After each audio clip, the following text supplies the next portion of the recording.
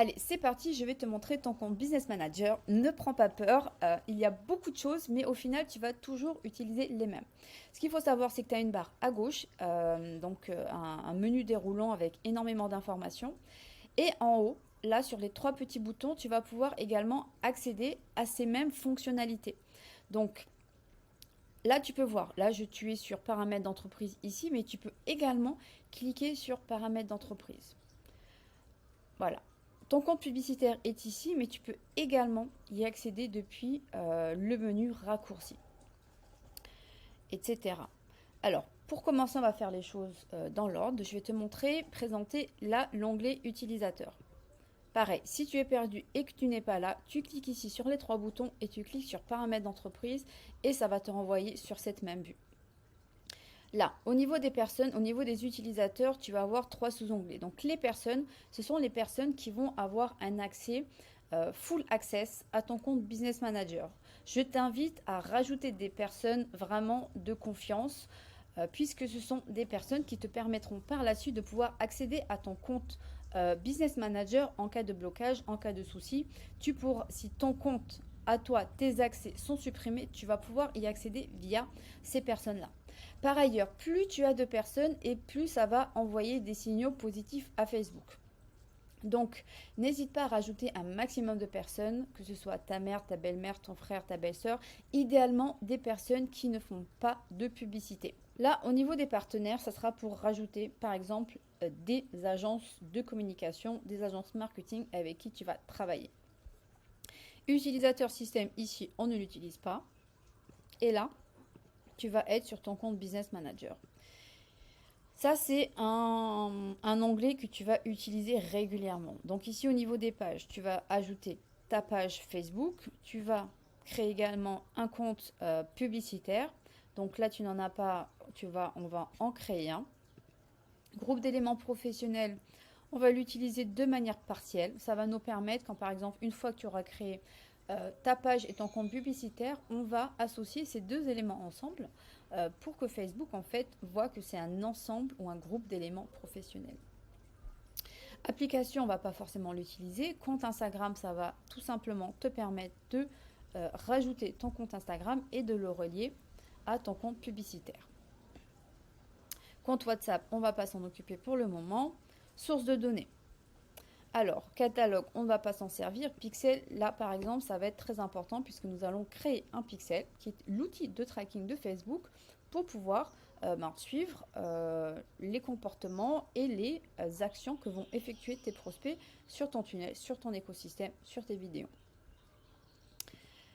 Ensemble de données, on va voir ça plus tard. C'est pas très important maintenant. Conversion personnalisée, c'est assez lié avec ton pixel et le suivi de tes tracking, de tes conversions.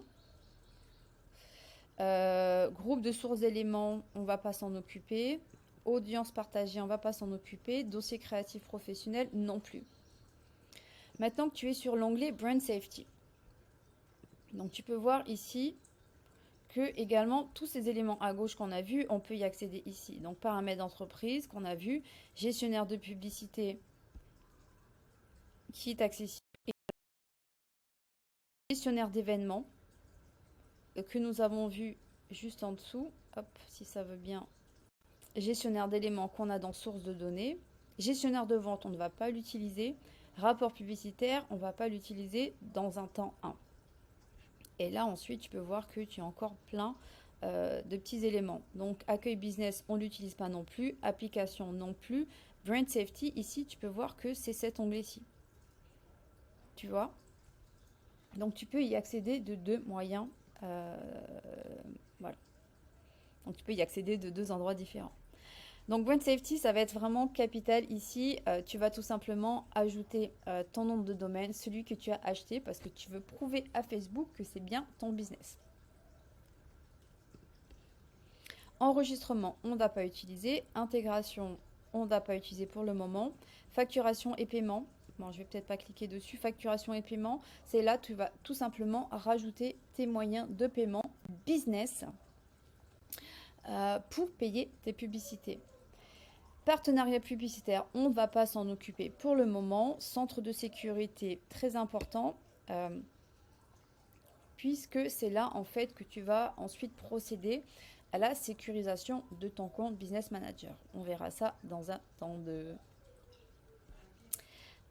les demandes en attente, on va pas s'en occuper pour le moment. Et ici, information de l'entreprise, où je vais te demander de remplir toutes les informations de ton entreprise à la lettre pour pouvoir procéder à la vérification de ton entreprise.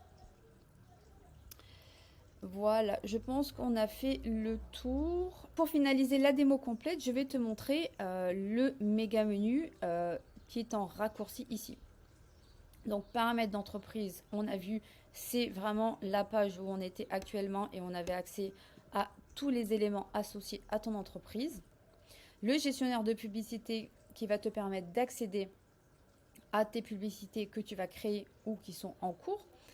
Gestionnaire d'événements qui va te permettre de créer des événements spécifiques pour pouvoir suivre les conversions ou les résultats de tes campagnes. Si par exemple tu fais une campagne de webinaire, tu vas créer un événement qui va s'appeler inscription webinaire ou inscription masterclass pour que tu puisses tout simplement savoir d'où viennent les conversions, les inscrits pour pouvoir couper celles qui ne fonctionnent pas et optimiser le budget sur celles qui fonctionnent.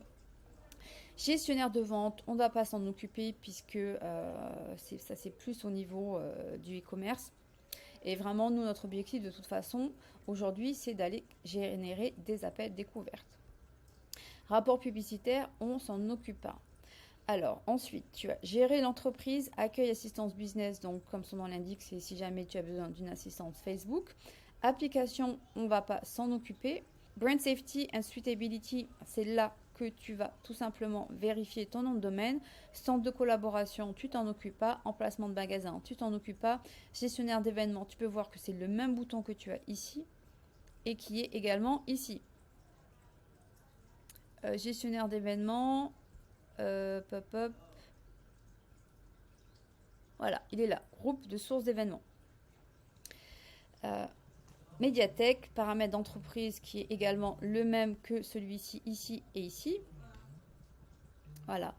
Par protection des droits, voilà, donc ça, on va pas s'en occuper. Promouvoir, Creative Hub, gestionnaire de publicité. Donc là, également, ça va être pour pouvoir accéder à tes publicités.